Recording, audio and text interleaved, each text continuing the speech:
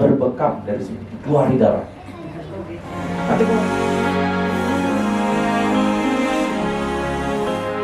Nanti kalau udah pernah buat ringan kok. Ya berbekam. Ya tapi dan berbekam ini enak Bu. Adatnya tenang. Kenapa? Kalau pasiennya perempuan, terapisnya juga perempuan. Karena buka baju. Bayangin kalau lain jenis kelaminnya, kacau. Jadi sekalian, mudah-mudahan ini menjadi satu titik awal ya. Mari kita jaga dari makanan, menghindari makanan sebisa mungkin lah, menghindari makanan-makanan yang terkait dengan pengawet. Ya. Kemudian ibu-ibu nih yang ke pasar, ya, cobalah kalau beli sayuran hijau itu, cari sayurannya janganlah hijau kali. Cantik sayurannya suka. Ada sayur yang bolong-bolong ibu-ibu nggak mau, ya. Padahal itu sehat betul kan? Nah, iya karena ulat itu pinter. Kalau ada zat kimia nggak mau juga. Tapi janganlah bolong semua ya. Ya maksudnya ada dikit-dikit lah gitu. Yang ini bisa dimakan, ya kan? Nah itu budaya yang harus diterapkan, cari sarung. Yang kedua, ketika beli makanan yang ada ikan, ada daging gitu ya. Nah itu sering sekali nengok kios yang bersih, yang nggak didatangin lalat. Tapi jangan lalat semua ya. Maksudnya ada binatang gitu. Nah itu biasanya lebih alami. Ini yang cantik, seger, kilat, hati-hati aja. Karena apa? Itu akan masuk ke dalam perut kita. Nah di situ ya. Itu dari segi makanan, karena kita nggak tahu ada yang formalin, ada pestisidanya dan segala macam. Karena terlalu formalin. Nah iya. Gitu. Makanya kadang ya saya juga tidak bisa menghindari ya kalau beli ke pasar gitu ya. Tapi saya biasanya siapkan itu sebulan sekali. Saya sebulan sekali biasanya ke Pantai Labu. Nah, saya beli ikan, saya simpan. Nah, Pantai Labu saya tunggu ini apa itu kapalnya mendarat. Itu biasanya mendarat jam 2 sampai jam 4. Tungguin. Itu langsung. Ya masih. Ya pengawet. Memang pakai pengawet kata dia, tapi es. Kami bawa es Pak. Ini nggak pakai pengawet? Enggak. Tapi kalau dari sini ke pasar entahlah ya Pak. Kayak gitu dia.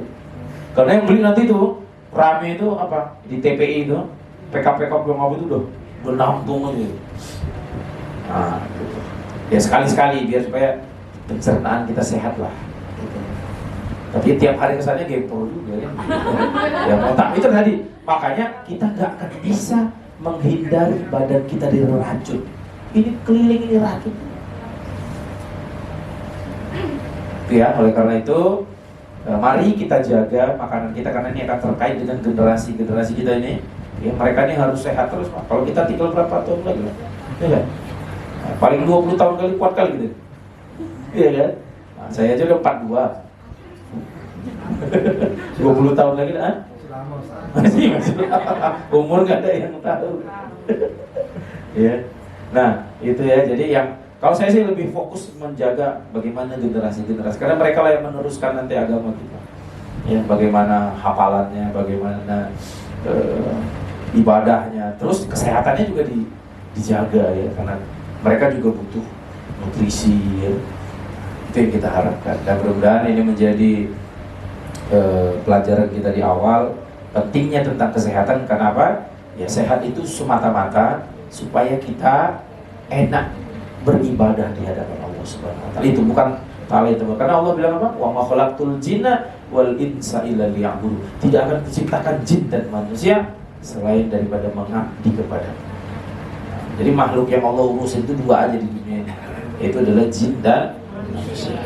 Nah, ya kalau jin ke urusan kita, ngurusin manusia aja lah udah. Itu pun repot ya kan. Apa yang ngurusin makhluk jin? Nah, gitu. Tapi banyak juga manusia yang suka berkomunikasi dengan jin. Ya kan? Nah, manusia kayak jin. Emang ibu udah pernah lihat jin kayak apa gitu? Kok ibu tahu manusia kayak jin? Oh, marah-marah. Ya. Jam berapa Isa? 10 menit lagi. Atau tanya jawab kali ya? Boleh ya. Nah, jadi mungkin dari saya itu dulu. Nanti kalau ada hal-hal yang perlu didiskusikan, monggo silakan. Mungkin itu saja yang bisa saya sampaikan. Mohon maaf atas segala kekurangan. Usikum wa nafsi bitaqwallah. Assalamualaikum warahmatullahi wabarakatuh. Waalaikumsalam warahmatullahi wabarakatuh. Ada yang mau tanya, Bapak Ibu? Monggo silakan. Ya. Saya mau tanya, saya kan masih punya ayam 10 usia kan. Usia berapa, Bu? SMP kelas 1 sampai 5. Iya. Berapa tahun. Jadi kalau untuk anak-anak itu mana yang baiknya, kurmanya atau sari kurmanya, Ustaz?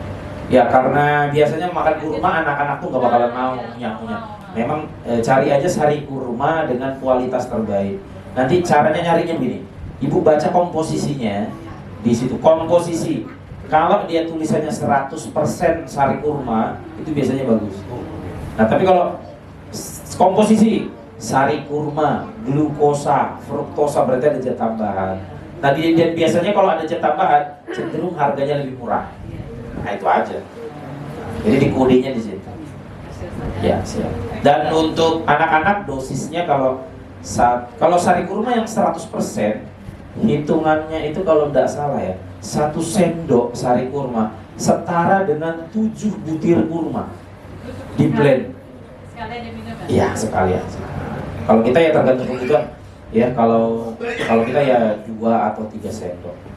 Pagi 1, siang 1, sore atau malam 1. Dan saran saya konsumsinya sebelum makan. Sebelum makan. Karena dia makanan alami bukan obat. 30 menit. Tapi kalau rasa-rasa lupa ya udah makan, minum. Saya pun habis itu makan juga nggak apa-apa. Tidak ada masalah karena intinya mereka makanan yang sifatnya mengobati, bukan obat. Tapi adalah makanan yang sifatnya mengobati. Nah, seperti itu. Sama kayak kurma ya? Ya, jadi ya salah satu yang kita produksi atau kita jual ya seperti di HNI ya, Dates kurma itu memang 100%. Nah, gitu. Ya. Nah, ya, silakan Ibu. Waalaikumsalam warahmatullahi wabarakatuh. Apakah boleh anak-anak usia berapakah anak-anak itu bisa mengkonsumsi habatus sauda? Oke. Apakah berupa yang pil di dalam pil ataukah yang berupa butiran? Baik, untuk anak-anak ya. Pertama, yang boleh mengkonsumsi herba pada umumnya ya, saya nggak bilang habatus sauda, pada umumnya 2 tahun ke atas.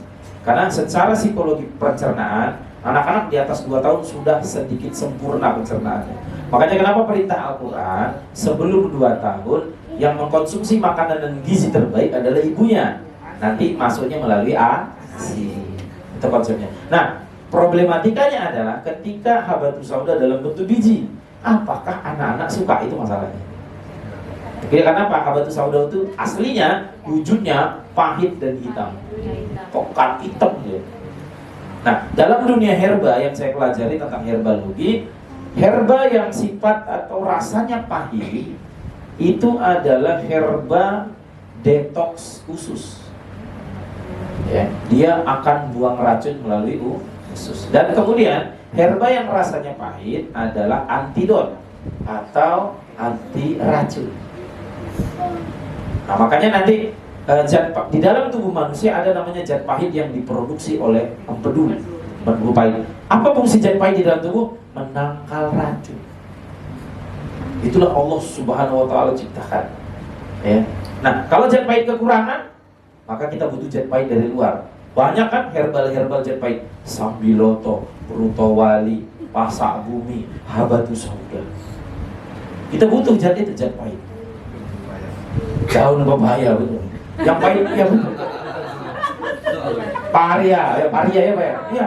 Kenapa Allah ciptakan zat pahit untuk tubuh manusia sebagai antidot atau racun, penangkal racun. Gitu. Ya jadi masalahnya butirannya bisa dimakan dia apa enggak? Nah itu kebetulan saya punya di rumah bukan ada dikasih. Bisa dong ini butiran ini mau diapain? Oh gitu. Boleh dimakan gitu aja boleh. Yang penting tahan rasa aja. Kalau misalnya minumnya seperti minum obat, diminum langsung itu kan it's okay kan? Bisa. Harus dikunyah. Biasanya gini kalau saya tuh ya, kalau yang biji-biji tuh ambil aja pisang, dibelah masukkan makan. Nah, itu. Biar nggak terasa pahitnya. Udah, gitu aja. Hah? Iya. Karena memang habat sauda itu biji, dia bentuknya biji. Berapa butir kalau untuk si anak? Anak itu ambil aja seperempat sendok teh, kecil aja, sedikit aja, jangan anak-anak jangan banyak. Karena habatus sauda dalam dunia herbalogi sifatnya adalah api, panas. Makanya setiap orang makan habatus sauda butuh banyak minum air putih supaya netral di dalam. Kalau enggak ibu nanti gatal tenggorokan. Oh, makan habatus sauda kok batuk, gatal. Iya, karena dia nyerap air di dalam tenggorokan. Karena dia herba api. Kalau dalam dunia herba itu kayak avatar, api, air, tanah, avatar. Nah, habatus sauda disebut dengan herba api karena dia memang sifatnya panas. Makanya orang makan habatus sauda, setan paling gak suka. Panas. Iya, jin itu paling gak suka. Gitu. Ustaz, Ya. tadi Ustaz bilang kan Nabi juga mengkonsumsi buah kurma. Apakah dulu juga Nabi mengkonsumsi madu juga untuk kesehatan? Ya, karena madu memang belum saya bahas aja ya. Banyak sebenarnya Bu yang mau dikonsumsi nanti. Iya. Madu nanti kita akan bahas di surat An-Nahl. Ya.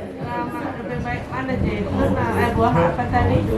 Nah, semua dikonsumsi Nabi. Madu dikonsumsi, kurma dikonsumsi, zaitun lagi, ya semangka itu, air pisang ini kan memang ada di Al-Qur'an ini.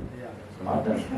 Belum lagi air perasan jahe atau dalam surat Al-Insan ayat 4 zanzabil itu adalah minuman ahli surga.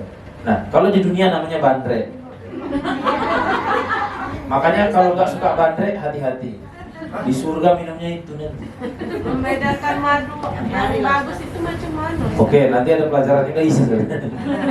Mau saya bahas lagi? Hah? 5 menit, oke. Madu ini jangan nengok marketingnya ya. Karena lain orang lain pembahasannya. Nah, saya bacanya secara umum. Ilmu madu yang pernah saya pelajari. Pertama, harus jelas nama produsennya. Yang kedua, pastikan madu itu bisa diproduksi dalam jangka panjang. Jangan hari ini ketemu penjual madu, besok dia hilang. Karena madu bukan obat, madu adalah makanan yang sifatnya mengobati. Jadi kapan makan madu? Seumur hidup. Makanya kalau ketemu hari ini ketemu penjual madu, besok hilang, nggak percaya kita itu. Maka pastikan madu itu ada regulasi hukumnya, minimal ada halal certified MUI, ada BPOM, Badan POM. Itu yang paling aman, karena negara menjamin ini regulasinya sudah tepat. Kalau saya itu, nah ya botol kan. Nah kecuali ibu langsung panen di lokasinya ambil, nggak apa-apa. Ini Pak asli ya, tahu dari mana? Saya melihat sendiri. Oke. Nah walaupun botolnya botol kecap, ibu yang sendiri masukkan, ngelihat orangnya langsung dipot, monggo, asli, original kan, silakan. Tapi kalau katanya repot saya. Ini katanya asli Pak Alam. Madu pahit itu madu pahit itu gunanya apa? Oke, madu rasanya pahit biasanya diproduksi dari hutan atau kayu mahoni. Jadi lebahnya ngisap bunga mahoni, rasanya pahit. Warna itu hitam ya? Ya, warna hitam. Nah, madu pahit digunakan apa? Nah, madu ada manis, ada pahit. Oke, kita tinggal bagi aja penyakitnya, Pak. Kalau penyakitnya manisnya terlalu tinggi atau diabetes, kasih madu pahit. Nah, gitu. Tapi kalau penyakit yang lain-lain dari diabetes, kasih madu manis gitu aja. Beres. Diabetes ya. Iya. Madu angka. Madu angke, ya ini biasanya penamaan madu saja dari si produsen. Ya sepanjang asli bagus. Gitu. Di apotek ini Ya biasanya itu kan penamaan Bu. Madu angke ya mungkin suka-suka produsen. Iya kan? Karena saya nggak bisa menyebutkan merek ataupun produk saya sendiri nggak boleh. Ya, karena yang penting ini bahasan secara umum. Yang kedua, madu yang bagus adalah madu yang susah larutnya dengan air. Jadi ambil gelas, isi air, coba tuang madunya. Kalau madunya begitu turun langsung menyebar, nah ini kualitasnya buruk. Kalau langsung dia